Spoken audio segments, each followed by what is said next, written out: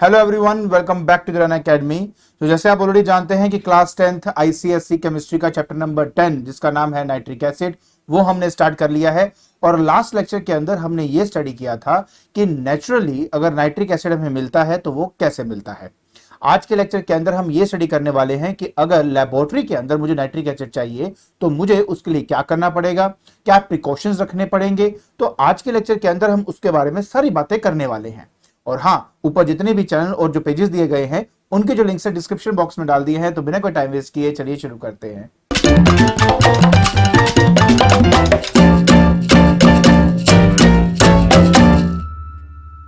देखिए, सबसे पहले हम इसके प्रोसीजर के बारे में बात करते हैं कि हम कैसे अपने नाइट्रिक एसिड को पा सकते हैं लेबोरेटरी के अंदर। बहुत ही सिंपल प्रोसीजर है, बट स्टेप बाय स्टेप आपको समझना पड़ेगा और खास तौर पे इनके प्रिकॉशंस पे थोड़ा ध्यान रखना है कि किन बातों का ध्यान रखा जाता है कि जब हम नाइट्रिक एसिड को प्रोड्यूस करते हैं या फॉर्म करते हैं हमारे लेबोरेटरी के अंदर। तो सबसे पहले हम यहां पर एक ग्लास रिटोर्ट को लेते हैं। ये जो आप यहां पे वेसल देख रहे हो इसी को कहते हैं ग्लास रिटोर्ट। मैं इसको लिख देता हूं यहां पर, ग्लास रिटोर्ट। ठीक है, ये लिया जाता है। अब इस ग्लास रिटोर्ट के अंदर बाय वेट इक्वल अमाउंट के अंदर हम कॉन्सेंट्रेटेड सल्फ्यूरिक एसिड का इस्तेमाल करते हैं और साथ में उसके साथ मिक्स किया जाता है या तो सोडियम नाइट्रेट को या पोटेशियम नाइट्रेट को। सबसे बड़ी जो खूबसूरत वाली बात इसमें यह है कि वैसे जो हमारा सल्फ्यूरिक एसिड है, जो कॉन्सेंट्रेटेड सल्फ्यूरिक एसिड है, वो आपका नॉन वोलेटाइल नेचर का होता है। क्या होता है? नॉन वोलेटाइल नेचर का होता है। लेकिन जब यही एक नॉन वोलेटाइल एसिड आपके सोडियम नाइट्रेट या पोटेशियम नाइट्रेट से रिएक्ट करता है तो उससे हमें मिलता है नाइट्रिक एसिड। क्या मिलता है? HNO3, जो कि एक नाइट्रिक एसिड है जो कि बाय नेचर एक वोलेटाइल है। मतलब ये कि वो आसानी से वेपर में कन्वर्ट हो सकता है। नॉन वोलेटाइल और वोलेटाइल के अंदर केमिस्ट्री में खास तौर पे इस रेफरेंस में कहा जाता है कि कौन आसानी में वेपर्स में कन्वर्ट हो जाता है, कौन आसानी से वेपर में कन्वर्ट नहीं होता। तो कॉन्सेंट्रेटेड सल्फ्यूरिक एसिड जो है उसका जो नेचर है वो नॉन वोलेटाइल है, मतलब वो आपके वेपर्स की फॉर्म में आपको मतलब नहीं मिलता। लेकिन जब उसको रिएक्ट किया जाता है सोडियम या पोटेशियम नाइट्रेट के साथ तो जो वो प्रोडक्ट बनाता है वो आपका होता है HNO3, जो कि एक नाइट्रिक एसिड है और वो एक वोलेटाइल नेचर का है, मतलब वो एक फ्यूम्स या वेपर्स की फॉर्म में हमें मिल जाता है। अब सबसे बड़ी बात जो इसमें आपने ध्यान रखनी है वो है इसका टेम्परेचर। हम क्या करते हैं कि रिटॉर्ट के अंदर बाय इक्वल मास हम यहां पे concentrated sulphuric acid plus sodium nitrate या पोटेशियम नाइट्रेट का इस्तेमाल तो करते हैं, लेकिन इसको धीरे धीरे हम इसको हीटअप करते हैं और धीरे धीरे हीटअप करके उसका टेम्परेचर मेंटेन करते हैं कम से कम 180 डिग्री सेल्सियस से लेके 200 डिग्री सेल्सियस तक। अब सबसे बड़ा सवाल मन में फिर यही आता है कि सर 180 से 200 ही क्यों? हम इससे ज्यादा टेम्परेचर क्यों नहीं कर देते? क्योंकि अगर इससे ज्यादा टेम्परेचर करूंगा तो ज्यादा अमाउंट में HNO3 हमें मिलेगा, तो हमारे लिए बढ़िया नहीं है। नहीं, इसके पीछे का भी एक कारण है, वो मैं आपको थोड़ा आगे जाके समझाऊंगा। आई होप आपको ये जो पार्ट है कि एक्चुअली में हो क्या रहा है इसके बारे में पता लग गया होगा। हाँ, दूसरी बात ये है, थोड़ा सा आगे जाके आपको ये भी बताऊंगा कि जैसे हम इसको हीटअप करते हैं इसमें जो ब्राउन फ्यूम्स हैं वो बाहर आती हैं। अब मन में आता है सर ब्राउन फ्यूम्स क्यों? क्योंकि एक्चुअलिटी के अंदर देखा जाए, अगर मैं प्योर HNO3 या प्योर नाइट्रिक एसिड के बारे में बात करूं तो वो एक कलरलेस हमारा लिक्विड होता है। लेकिन जब हम लैब के अंदर इसको कलेक्ट करते हैं तो थोड़ा सा इसका जो लाइट येलोइश कलर होता है इसका, और वो क्यों होता है उसके बारे में मैं आपको बताऊंगा। बट पहले आप यहां पे ये समझे कि हो क्या रहा है। अच्छा, फिर वो जो फ्यूम्स हैं वो आपके इस राउंड बॉटम फ्लास्क के अंदर एंटर करती हैं। फिर हम उसके ऊपर ठंडा ठंडा पानी डालकर उसको कंडेंस करके लिक्विफाइड फॉर्म के अंदर हम उसको यहाँ पे कलेक्ट कर लेते हैं। तो ये पूरा आपका एक प्रोसीजर है जिस प्रोसीजर से हम अपने नाइट्रिक एसिड को ऑब्टेन करते हैं लेबोरेटरी के अंदर। आई होप ये बातें आपको समझ में आ गई होंगी। बाकी आपको टेंशन किस बात की है, आपको मैं स्टेप बाय स्टेप बताऊंगा ना कि ऐसा किया जाता है तो क्यों किया जाता है, सारे जो रीजंस है वो मैं आपको आगे बताता जाऊंगा। चलिए, अब मैं सबसे पहले आपको इसके रिएक्शंस की तरफ लेके चलता हूं। देखिए, अब सबसे पहले हम रिएक्शंस के बारे में बात करेंगे। होता क्या है, हमारे पास जैसे मैंने कहा कि मेरे पास है पोटेशियम नाइट्रेट, तो KNO3 ये हो गया आपका पोटेशियम नाइट्रेट। उसको रिएक्ट करवाया जाता है H2SO4 के साथ। कई बार मन में आता है कि सर हम H2SO4 की जगह पे HCl का इस्तेमाल क्यों नहीं कर लेते? अरे उसका भी रीजन है, आप टेंशन क्यों ले रहे हो? पहले ये समझिए, जो करते हैं उसको देखो क्यों करते हैं और क्या हो रहा है उससे। तो मेरे पास KNO3 पोटेशियम नाइट्रेट है, साथ में मैंने उसके H2SO4 जो कि कॉन्सेंट्रेटेड फॉर्म के अंदर है वो रिएक्ट करवाया जाएगा KNO3 के साथ। अब जैसे ही इसके साथ वो रिएक्ट करते हैं तो बाइसल्फेट्स पैदा होते हैं, मेटल के बाइसल्फेट्स, मतलब ये कि KHSO4 ये हो गया potassium bisulphate, this is potassium bisulphate. ठीक है, पोटेशियम बाइसल्फेट आपको यहां पे मिल जाएगा। और साथ में जो हमें चाहिए था दैट इज HNO3, वो हमें यहां पर मिल जाएगा। अच्छा, उसी तरह अगर मैं सोडियम की बात करूं, सोडियम नाइट्रेट की, ये देखिए ये सोडियम नाइट्रेट ले लिया मैंने यहां पे। हाँ, मैंने आपको क्या कहा था कि जो टेम्परेचर है वो लेस देन 200 डिग्री सेल्सियस होना चाहिए, बस इस बात का ध्यान रखना, जो कि बहुत इंपॉर्टेंट कंडीशन है इस बात का। सिमिलरली फिर से H2SO4 मैंने यहाँ पे इस्तेमाल किया। हाँ जी, बिल्कुल सही है कि कॉन्सेंट्रेटेड जो है फॉर्म में वो होना चाहिए। और उसके बाद इसका जो टेम्परेचर है वो लेस देन 200 डिग्री सेल्सियस ही आप मेंटेन रखेंगे। इससे बनेगा आपका NaHSO4। अब इसको क्या बोलेंगे? ये बाइसल्फेट होता है बेटा, तो बेसिकली सोडियम बाइसल्फेट। तो क्या करेंगे हम इसको? Sodium bisulphate.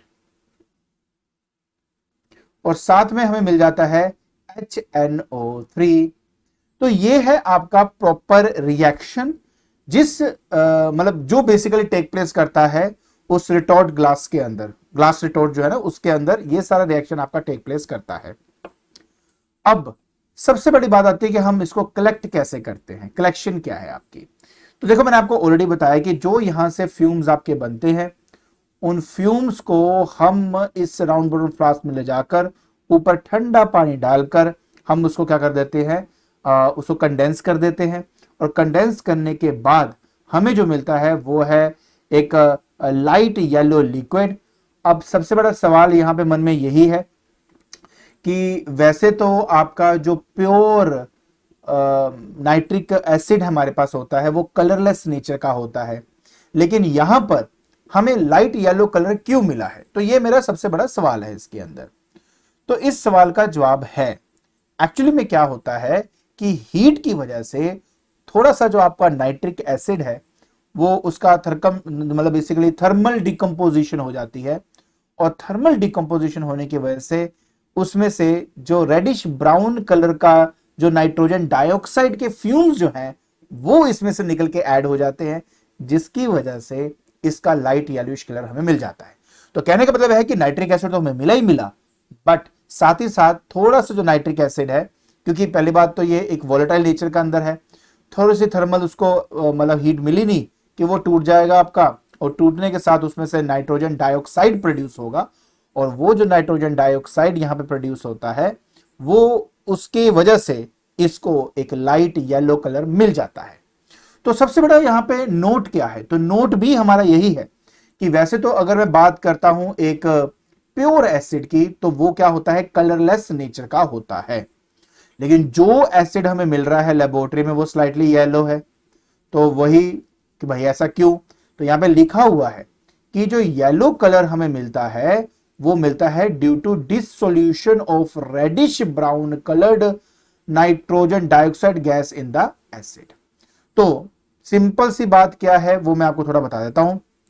देखिए, तो मेरे पास क्या है, नाइट्रिक एसिड, दैट इज हो गया HNO3। ये क्या हो गया मेरे पास, नाइट्रिक एसिड।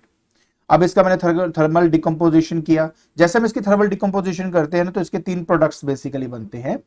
सबसे पहले तो बन जाता है इसमें से पानी, बनेगा जी बनेगा, प्लस इसमें बन जाता है नाइट्रोजन डाइऑक्साइड, जिसकी वजह से इसको एक येलोइश कलर मिला है। पेपर पे पूछ लेते हैं यार कि येलोइश कलर किस वजह से, तो आप बोलेंगे इसकी वजह से, NO2 जो गैस प्रोड्यूस होती है उसकी वजह से आपको येलोइश कलर का एसिड मिलता है लैब के अंदर। अच्छा, इसको हटाने का तरीका भी बताऊंगा, डोंट वरी, पहले ये देखते हैं क्या है। और साथ में बनता है बेटा आपका ऑक्सीजन। ठीक है, अब रह जाता है कि हमें इसको थोड़ा सा बैलेंस करना है। तो 2 यहाँ पे अगर ना या 4 2 6 नहीं, तो सबसे पहले हम इसको 4 कर देते हैं, तो यहां से आ जाएगा 2 आपका, तो यहाँ पे बन गया आपका 4, ऑक्सीजन हो गया यहाँ पे 2, तो 12, नाइट्रोजन 4, यहाँ 4 कर दो, या तो नहीं 8 9 10 11 12, और इस तरह से ये आपका बैलेंस हो जाता है। तो ये वो रिएक्शन है जो हमें बताते हैं कि कैसे आपका HNO3 जो है वो टूट कर पानी, नाइट्रोजन डाइऑक्साइड और साथ में ऑक्सीजन जो है वो हमें मिलता है। सो आई होप आपको अच्छी तरह यहां पर अब समझ में आ गया होगा कि एग्जैक्टली हो क्या रहा है, और किस वजह से हमें लेबोरेटरी के अंदर जब भी हम कोई नाइट्रिक एसिड बनाते हैं तो येलोइश कलर क्यों होता है, लाइट येलो कलर उसका क्यों होता है। Clear, very good. देखिए आगे हमारे पास आता है कि अगर मुझे इस येलो कलर को रिमूव करना है तो फिर उसका क्या तरीका है। बहुत ही बढ़िया और सिंपल तरीके हैं, 2 मेथड है। पहला तरीका तो यह है कि उसके जो आपका फ्यूम्स बन रहे हैं ना उसमें से कार्बन डाइऑक्साइड जो है ना वो पास कराइए। अच्छा, एक और नाम है कार्बन डाइऑक्साइड का, इसको ड्राई एयर भी हम कहते हैं, तो प्लीज इस बात को याद रखना। इफ ड्राई एयर और CO2 को हम पास करवाएं तो येलो कलर के बीच में से ना पास कराते हैं, तो क्योंकि गैस है तो बबल्स प्रोड्यूस होते हैं, इसलिए लिखा हुआ है ना कि CO2 is bubbled through yellow, मतलब येलो एसिड। ठीक है, तो क्या होता है कि धीरे धीरे धीरे उसका कलर जो है वो कलरलेस होना शुरू हो जाएगा, मतलब कलर जो है वो फेड होना शुरू हो जाएगा, लास्ट में खत्म हो जाता है आपका। तो एक्चुअली कार्बन डाइऑक्साइड कर क्या रहा है, कार्बन डाइऑक्साइड एक्चुअली NO2 को अपने साथ लेके जा रहा है, जिसकी वजह से जैसे जैसे उसमें से NO2 खत्म होता जाएगा उसका जो येलोइश कलर है वो आपका खत्म होता जाएगा। बाद में उसी NO2 का हम ऑक्सीडेशन करके दोबारा अपना नाइट्रिक एसिड को फिर पा लेते हैं। तो तरीका देखो कितना प्यारा है कि आपके पास जो एसिड मिल गया उसमें से कार्बन डाइऑक्साइड को पास करो, जैसे कार्बन डाइऑक्साइड को पास करेंगे तो उसमें से नाइट्रोजन डाइऑक्साइड है वो बाहर निकलनी शुरू हो जाएगी। नाइट्रोजन डाइऑक्साइड जैसे जैसे बाहर निकलेगी तो उसके बाद उसका ऑक्सीडेशन करके मैं फिर से अपना नाइट्रिक एसिड को बना लूंगा। तो ये एक सिंपल सा वे है जिससे हम उसको कलरलेस बना सकते हैं। जो दूसरा एक और तरीका है, हम ना ज्यादा पानी का इस्तेमाल कर ले, क्योंकि ज्यादा पानी का अगर मैं इस्तेमाल करूंगा तो पानी जो है वो NO2 के साथ मिलकर फिर से नाइट्रिक एसिड बन जाएगा। तो ये हमारा सेकंड मेथड है, कहते हैं by adding addition of excess of water, ज्यादा हम उसमें पानी डाल देते हैं तो जो नाइट्रोजन डाइऑक्साइड है जो गैस है वो पानी में डिसॉल्व हो जाएगी। पानी में डिसॉल्व होने की वजह से जो येलोइश कलर है वो धीरे धीरे उसका रिमूव होना शुरू हो जाएगा। तो यार देखो मोटी मोटी बात क्या है, एंड ऑफ द डे हमारा एक ही काम है कि NO2 को खत्म करना। खत्म करने के 2 तरीके बता दिए, एक तो कार्बन डाइऑक्साइड को पास करवा दो तो NO2 धीरे धीरे आपका खत्म होना शुरू हो जाएगा उसमें से, और दूसरा तरीका ये है कि यार तुम एक्सेस में पानी इस्तेमाल करो। ज्यादा पानी इस्तेमाल करने से जो NO2 है वो पानी के अंदर घुलेगा जिससे नाइट्रिक एसिड बन जाएगा, कलर उसका धीरे धीरे खत्म होता जाएगा। और ये आपका देखो अभी आपने क्या देखा कि कैसे डिकम्पोजिशन हुआ था HNO3 का, जैसे आपको H2O प्लस क्या था, पानी प्लस NO2 प्लस ऑक्सीजन मिला था। तो उसका रिवर्स करने का तरीका है ये कि जब आप एक्सेस पानी डाल दो तो वही NO2 को दोबारा पानी में मिला दो तो फिर से HNO3 बन जाएगा। इसलिए लास्ट लाइन को स्पेशली बोला गया इस तरह से कि the reaction is the reverse of the decomposition of the nitric acid. Reverse of the decomposition, decomposition मतलब टूटना, एंड उसका रिवर्स मतलब उनको आपस में जोड़ के दोबारा HNO3 बना देना। तो ये जो 2 मेथड मैंने आपको बताए हैं इससे आप उसके येलो कलर को हटा सकते हो। अब क्योंकि लैब में काम कर रहे हो तो कुछ बातों का तो हमें ध्यान रखना पड़ेगा, तो अब हम बात करेंगे प्रिकॉशंस की, और प्रिकॉशंस बहुत इंपॉर्टेंट है बेटा इसके अंदर। तो सबसे पहला प्रिकॉशन ये है कि जितने भी आप अपरेटस का यहां पे इस्तेमाल करते हो वो सारे ग्लास के होने चाहिए। आप रबर या कॉर्क जो हम यूज करते हैं उसका इस्तेमाल बिल्कुल ना करें। अब उसका रीजन सिर्फ इतना है कि जो हमारा नाइट्रिक एसिड के वेपर्स होते हैं ना वो एक्चुअली अटैक कर देते हैं, या वो मेरे कह सकते हैं ना कि रबर को जो है वो धीरे धीरे खराब करना शुरू कर देते हैं, या कॉर्क को है धीरे धीरे खराब करना शुरू कर देते हैं। एसिडिक नेचर का है ना, जिस वजह से उसमें कोरोजन से आए थे, मतलब वो खराब करना शुरू कर देते हैं उसको। इसी वजह से हम रबर या कॉर्क का यहां पर इस्तेमाल नहीं करते। तो ये आपका सबसे पहला प्रिकॉशन हुआ। सेकंड प्रिकॉशन क्या है, जो मैंने आपको बताया था कि आप H2SO4 जो है अब उसका इस्तेमाल करते हो बट HCl का इस्तेमाल नहीं कर सकते। क्यों नहीं कर सकते, उसका रीजन आपके सामने है, क्योंकि H2SO4 एक नॉन वोलेटाइल एसिड है, लेकिन जो HCl है, हाइड्रोक्लोरिक एसिड जिसको हम बोलते हैं, वो वोलेटाइल नेचर का है।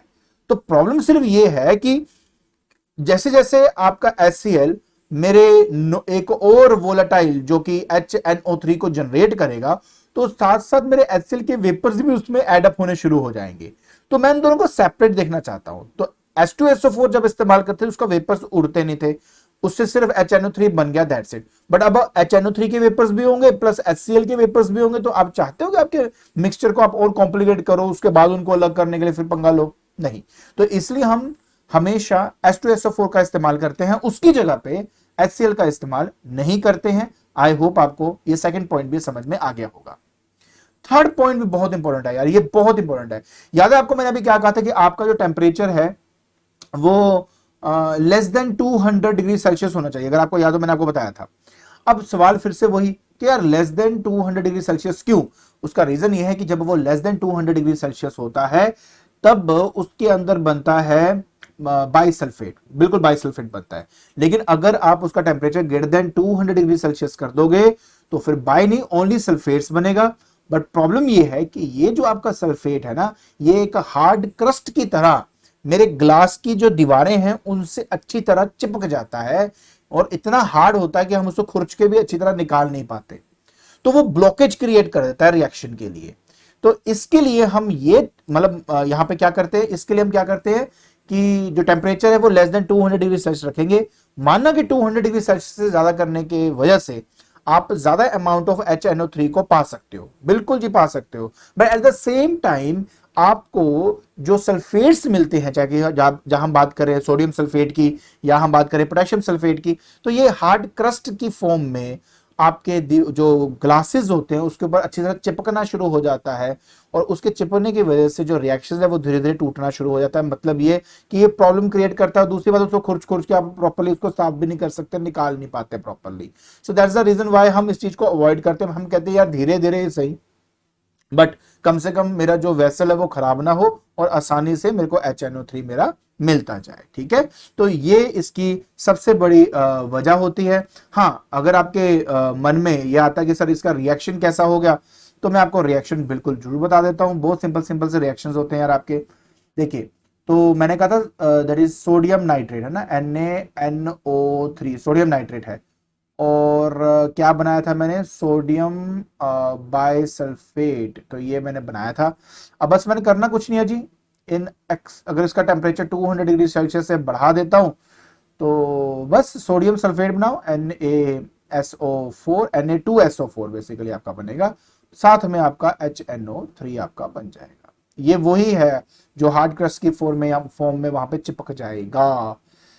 ठीक है जी। इसके अलावा अगर मान लीजिए, मतलब आप इसको इस तरह से भी लिख सकते हो। मैं डायरेक्टली देखो, अभी मैंने क्या किया, ये दो रिएक्शंस को मिलाया। मैं एक काम करता हूं, चलो मैं डायरेक्ट भी करके दिखाता हूं।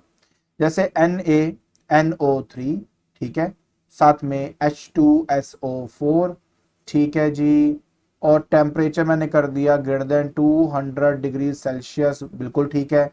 तो यहां से बनेगा Na2SO4 प्लस HNO3, कोई दिक्कत नहीं है। तो ये मैंने आपको डायरेक्ट बता दिया। पहले मैंने कहा था कि जब वो बनेगा तो क्या होगा, उसके बेसिस पे बता रहा था मैं। हाँ, अब प्रॉब्लम ये भी नहीं है ना कि इसको बैलेंस भी तो करना पड़ेगा। तो Na2 है, यहाँ पे मैं 2 कर देता हूँ, NO3 है, यहाँ पे 2 कर देता हूँ, H2 हो जाएगा, H2 है, SO4 एक है, डन। तो इस तरीके से आपका ये बैलेंस हो जाता है। ठीक है, या तो आप ये लिख लीजिए या तो ये लिख लीजिए, दोनों एक ही बात है, कोई इतनी मुश्किल वाली बात नहीं है।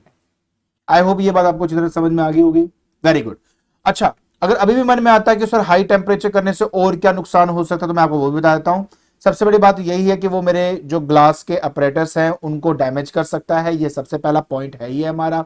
ठीक है, और दूसरा बड़ा जो सबसे बड़ा पॉइंट है वो है कि आपका जो NaCl हमारा तैयार हो रहा है, अगर आप ज्यादा टेम्परेचर दोगे तो वो जो नाइट्रिक एसिड की बात कर रहा हूं, सॉरी, जो नाइट्रिक HNO3 जो हमारा बन रहा है वो उसकी डिकम्पोजिशन स्टार्ट कर देगा। अब डिकम्पोजिशन का मैंने अभी तो बताया आपको कि अगर HNO3 को अगर आप डिकम्पोज करते हो, नाइट्रिक एसिड को डिकम्पोज करते हो, तो पानी आपका plus nitrogen dioxide plus oxygen वो तो उसमें तब्दील होना शुरू होगा, तो आप कलेक्ट क्या करोगे। तो इसलिए टेम्परेचर को कम रखना ही सबसे बढ़िया होता है। और उसके अलावा वेस्टेज ऑफ फ्यूल है। ठीक है, पहली बात, आपने उसको गर्म किया, गर्म करने के बाद वो हार्ड क्रस्ट बन गया। हार्ड क्रस्ट बनने की वजह से क्या होगा कि जो अंदर का मिक्सचर होगा और जो हीट होगा उसके बीच में जब वो क्रस्ट आ जाएगा तो डायरेक्ट कांटेक्ट जो है हीट का विद दैट सॉल्यूशन वो आपका धीरे धीरे टूटना शुरू हो जाएगा, तो आपको ज्यादा उसको फ्यूम देने पड़ेंगे ताकि रिएक्शन को टेक प्लेस कर सके। तो यार फालतू में फ्यूल की वेस्टेज है और कुछ नहीं है। सो आई होप आपको ये जो जितनी भी बातें मैंने आपको यहाँ पे बताई हैं, आई होप वो आपको समझ में आ गई होंगी। ठीक है, तो आज के लेक्चर के अंदर हमने लेबोरेटरी प्रेपरेशन करी है नाइट्रिक एसिड की। आई होप आपको उसका हर एक छोटा छोटा पॉइंट जो है वो अच्छी तरह समझ में आ गया होगा कि कोई भी चीज की जाती है तो क्यों की जाती है। केमिस्ट्री के अंदर हर एक चीज का रीजन होता है, ऐसा नहीं कि हम उसको धक्के से पढ़ रहे हैं, नहीं, हर एक बात का रीजन है। ऑफ कोर्स कुछ बातें ऑब्जर्वेशन बेस्ड होती हैं, तो उन ऑब्जर्वेशन को हमें ध्यान रखना है ताकि वो प्रोसेस को हम अच्छे तरीके से कर सके। सो अगर आपको ये वीडियो पसंद आ रही है तो please like it, share it and subscribe it. आज के लिए बस इतना ही। Thank you so much.